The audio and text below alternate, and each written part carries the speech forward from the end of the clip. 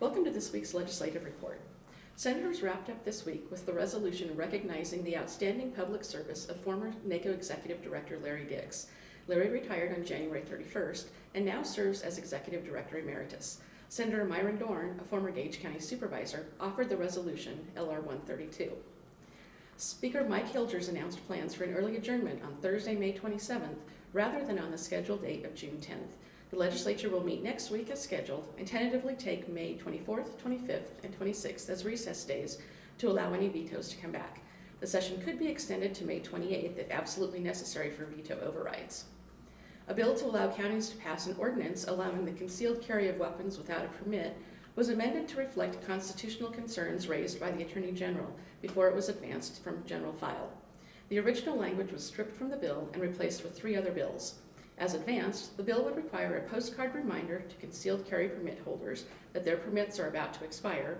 It would provide a 30-day grace period for renewals, and it would clarify that transporting an unloaded weapon in a case or factory box is not a violation of concealed carry laws. A bill to expand liability for counties and other political subdivisions for intentional torts was advanced from general file on Tuesday. LB 54 was introduced in response to a Nebraska Supreme Court decision that differed from a U.S. Supreme Court decision.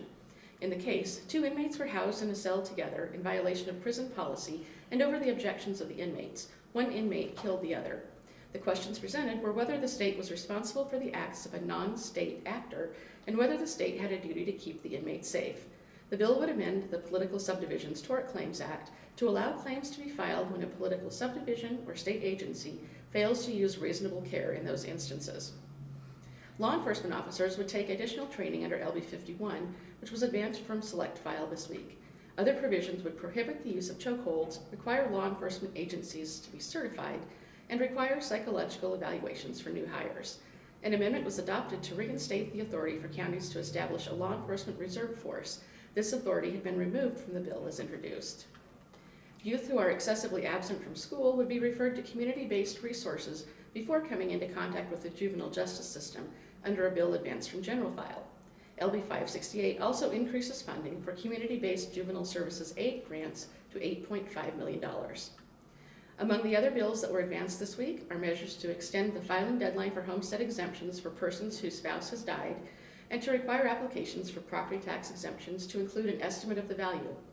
LB 103 would appropriate $2 million for counties to pay federal judgments in excess of 20% of the county's annual budget.